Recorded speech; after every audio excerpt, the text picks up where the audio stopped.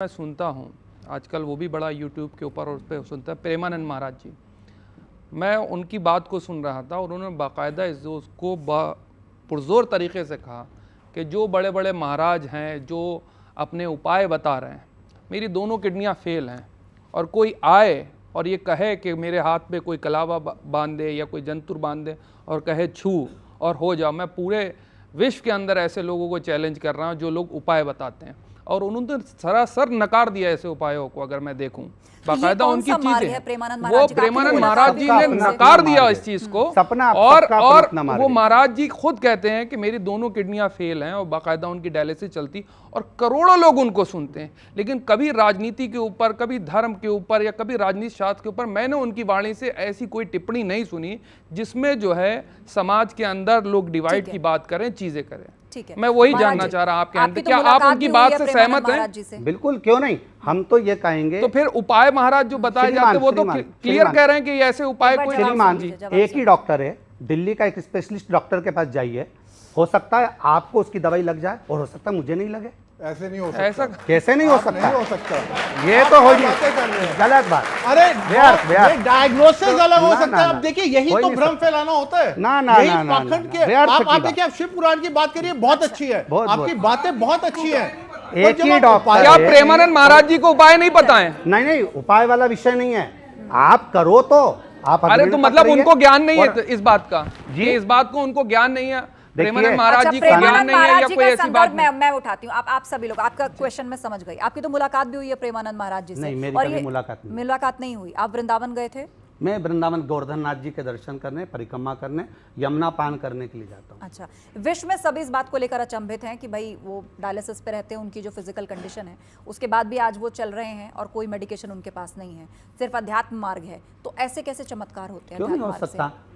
इसमें दिक्कत क्या है? आपकी भक्ति का बल जब जब बढ़ता है तो परमात्मा आपको संभालता है। कहते हैं कि वो विश्वास वाला एक क्रम हम लोग कथाओं में वर्णन करते हैं कि एक संत ने कहा कि जब कोई गिरता है तो उसको शिव संभालता है, भगवान संभालते हैं। एक व्यक्ति ने विचार करा कि जब इतनी बड़ी बात करे तो मैं गिर के ही देख लूं, तो वो कुएं के अंदर गिरने चले गया। फिर उसके मन में आया मैं गिर तो जाऊंगा, और अब भगवान संभालने नहीं आया, तो उसने पाँव में रस्सी बांध ली, रस्सी बांधकर घाट पे बांध लिया और कुएं में लटक गया।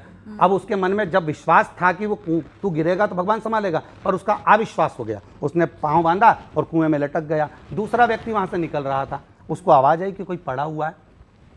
उसने रस्सी को खींचना प्रारंभ करा। जैसी रस्सी खींची, उसने कहा मुझे उठाना नहीं, मेरे संत के मुंह से सुना है कि जब कोई गिरता है तो भगवान उठाता है, तो क्या तेरे संत ने ऐसे ही बोला है? तो कहाँ ऐसे ही बोला है। उसने सोचा मैं भी गिर के देख लेता हूँ। उसके पास रस्सी नहीं थी, उसने बड़ के पेड़ की डालियां अपने पाँव में बांधी और लटक गया।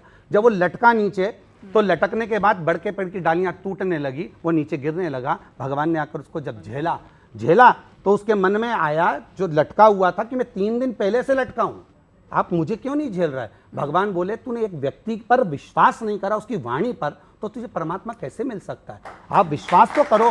विश्वास करोगे तो मीरा भी द्वारकाधीश के हाथ में समा जाती है, चैतन्य महाप्रभु भी जगन्नाथ में समा जाते हैं, रामकृष्ण परमहंस जगदम्बा में समा जाते हैं, तुकाराम जी हरि विठ्ठल में समा जाते हैं। शरीर ही नहीं मिलता, विश्वास होगा तो ही तो मूर्ति में समाये होंगे। तो विश्वास का बल बड़ा प्रबल होता है।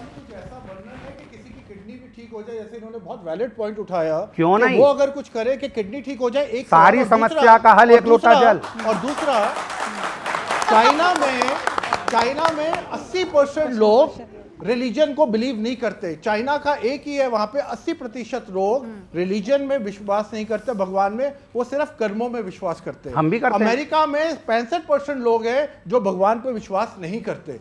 अब सवाल ये है, ये जो देश है जो भगवान पे विश्वास नहीं करते, ये आगे क्यों निकल रहे हैं? और मैं आपको एक और चीज बता दूं, फिर आप प्लीज बताइएगा। यूरोप में जो कंट्रीज हैं जो भगवान पे विश्वास करती हैं वो सबसे पीछे हैं, और जो विश्वास नहीं करती वो आगे हैं।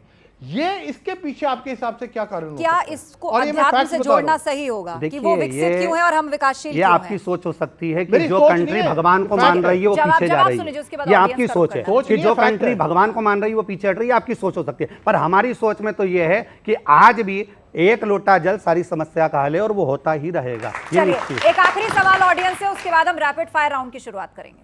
बोलिए। गुरुदेव, आपके चरणों में कोटि कोटि नमन। मैं पूछना चाहती हूँ कि है ना, जो हम आरओ का जल लेके जाते हैं शिव जी पे, तो आरओ का ले जाना चाहिए या टंकी से जो नल आता है उसका ले जाना चाहिए? कैसा भी जल हो, बस भाव से लेकर जाइए उसको। जल का मूलता ये नहीं है कि आरओ का लेकर जाएंगे कि बिस्लरी का लेकर जाएंगे, आप जो जल भाव से लेकर जाएंगे। एक और क्वेश्चन था कि हमारे है ना, जैसे सासू माँ के टाइम से है ना, ये बट पूजा नहीं होती है। बट सावित्री, हाँ, उनके जैसे है ना कोई बालक नहीं रहता जैसे, तो है ना, क्या अब हम कर सकते हैं या नहीं? फिर बट नहीं? सावित्री आपके जो पूर्वज करते आए हैं वैसे ही आप उनसे बात कर कर वैसा कर सकते नहीं, अब करते नहीं है जैसे नहीं कि तो नहीं करते तो फिर नहीं करेंगे। चलिए, सवाल और उत्सुकताएं बहुत हैं और हम भी तैयार हैं अपने रैपिड फायर राउंड के लिए। महाराज जी, इसमें मैं आपके सामने एक शब्द रखूंगी या एक तस्वीर हम आपको दिखाएंगे और बहुत ज़्यादा समय आपको नहीं मिलेगा। उसे देखते ही आपको जो पहला थॉट आता है वो आपको रखना है।